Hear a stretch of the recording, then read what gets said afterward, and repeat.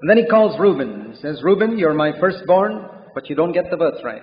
The birthright is already given to Joseph, as we saw in chapter 48, verse 22. He says, Reuben, you are the beginning of my strength, preeminent in dignity, preeminent in power, but you are unstable, uncontrolled as water, boiling over as water.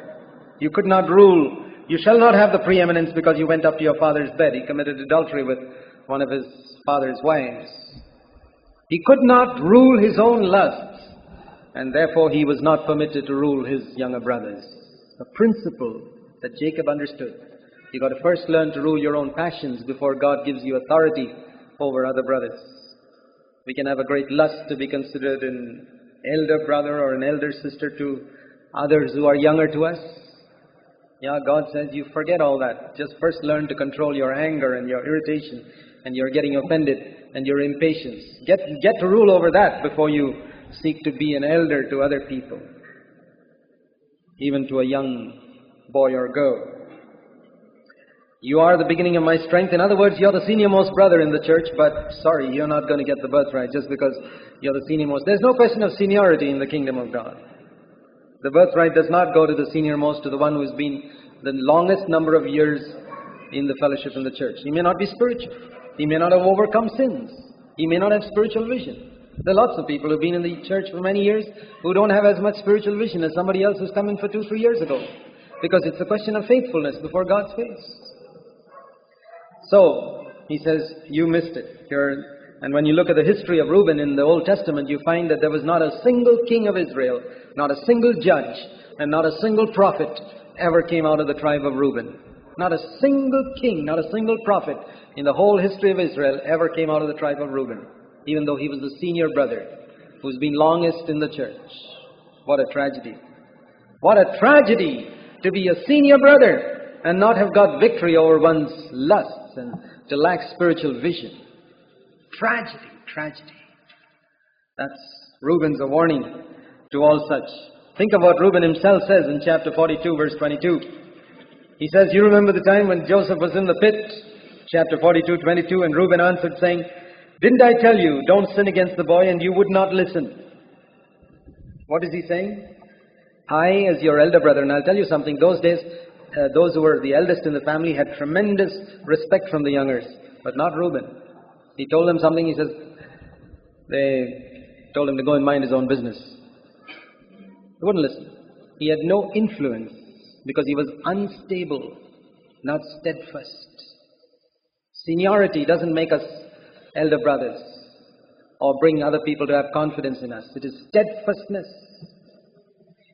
Simeon and Levi, verses 5 to 7, is the next 2 and 3 in the family that Jacob prophesies about. Genesis 49:5. Simeon and Levi are brothers. Their swords are implements of violence. You remember they killed the Shechemites who had defiled Dinah, their sister. Let my soul not enter into their counsel. He says, I will have no fellowship with them in that spirit of revenge that they had. Let not my glory be united with their assembly, because in their anger they slew men, in their self-will they lamed oxen. Cursed be their anger, for it is fierce, and their wrath, for it is cruel. I will disperse them in Jacob and scatter them in Israel. There was a curse that came upon Simeon and Levi, and the wonderful thing we see here is that that curse was cancelled later on. In Exodus chapter 32, when the children of Israel were worshipping the golden calf, and Moses came down and said, who is on the Lord's side? Who will stand with me against all these idolaters? And we read that in Exodus 32, that the tribe of Levi came forth and said to Moses, we'll stand with you. And they went forth and they stood against their own father, mother, wife, children, brothers, sisters. They really were radical towards their relatives. And the Lord said, the tribe of Levi is going to be the priests. The priests will come from the tribe of Levi.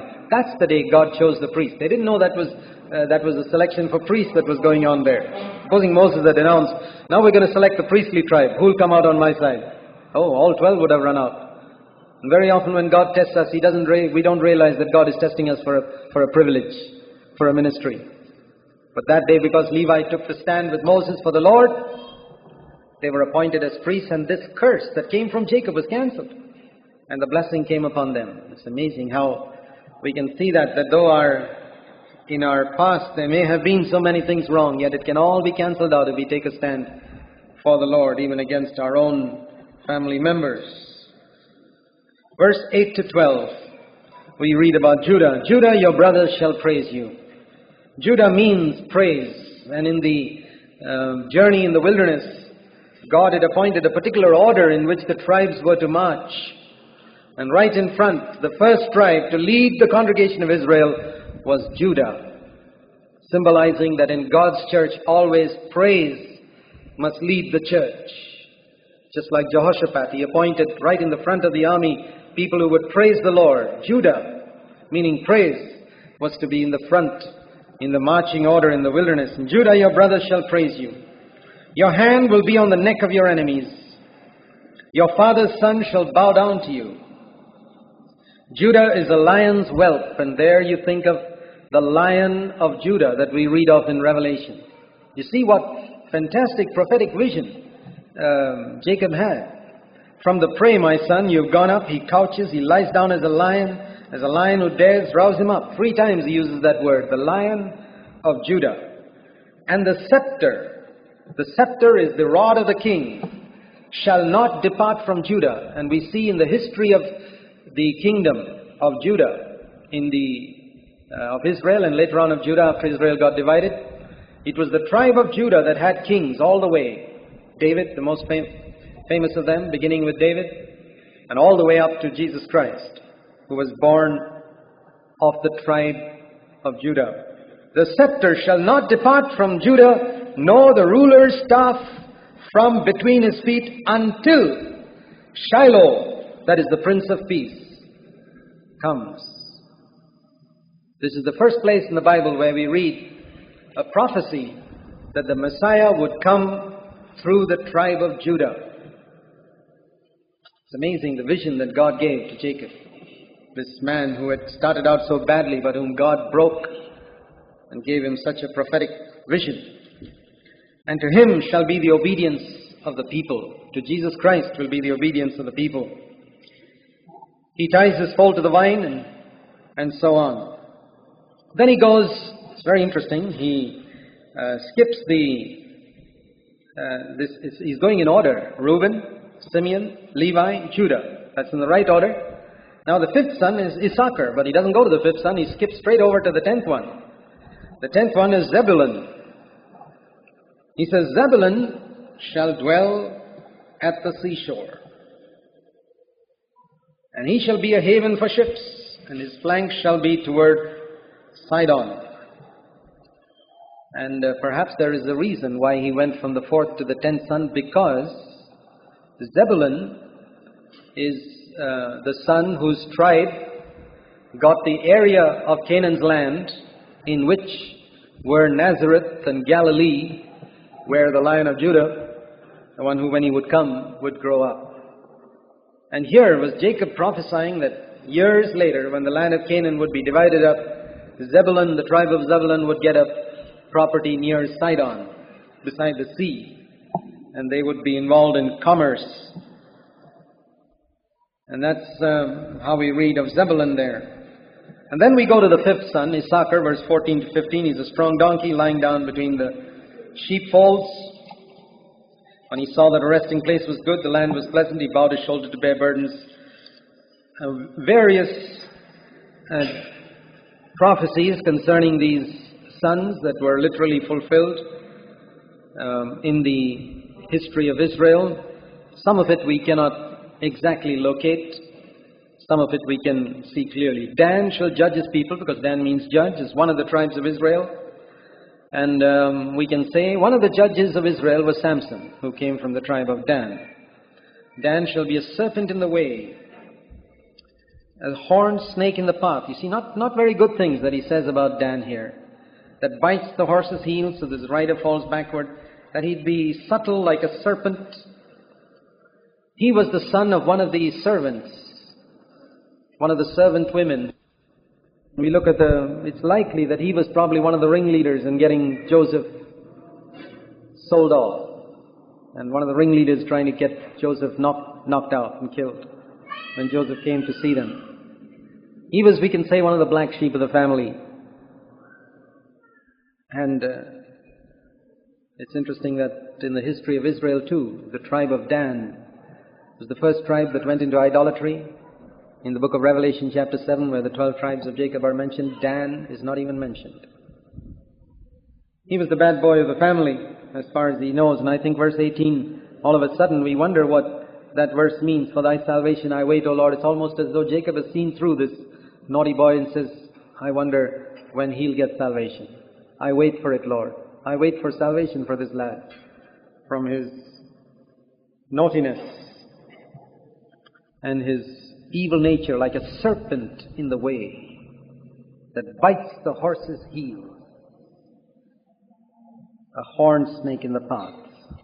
Verse 19, as for Gad, raiders shall raid him, but he shall raid at their heels. In other words, they'll be alternately defeated and victorious. And that was the history of Gad too. As for Asher, his food shall be rich. He shall yield royal dainties. Asher was another tribe that was located in one of the richest parts of Canaan in the north. And that was also prophesied here. Naphtali is a doe let loose. He gives beautiful words. Naphtali was the other tribe that was located in the north. We read in Matthew 4:15 that Jesus began to preach in the areas of Zebulun and Naphtali. Matthew 4:15. Then verse 22, Joseph is a fruitful bow by a spring. Its branches run over a wall. The archers bitterly attacked him. That's referring to the past, Joseph's past. And shot at him and harassed by his brothers. But his bow remained firm. That means he did not compromise. And his arms were agile. He stood for the Lord. But Jacob reminds him that his hands were made strong by the mighty one of Jacob. From there, that is, the shepherd in the stone of Israel. You should read the verse like that. From there, that is, from the shepherd, the stone of Israel, the mighty one of Jacob. In other words, he's telling Joseph that the reason why you were not able to why you did not compromise, and why your bow abode in strength, and why your arms were agile, were because you were strengthened by the mighty one of Jacob, the shepherd, and the stone of Israel. All of Jacob's blessings came from him, from the God of your father, who helps you, by the Almighty, who blesses you with blessings of heaven above, blessings of the deep that lies beneath, blessings of the breast and the womb. The blessings of your father have surpassed the blessings of my ancestors, up to the utmost bound of the everlasting hills. May they be on the head of Joseph and on the crown of the head of the one distinguished among his brothers. Later on, from his tribe came Joshua, from the tribe of Joseph, who led the Israelites into the land of Canaan.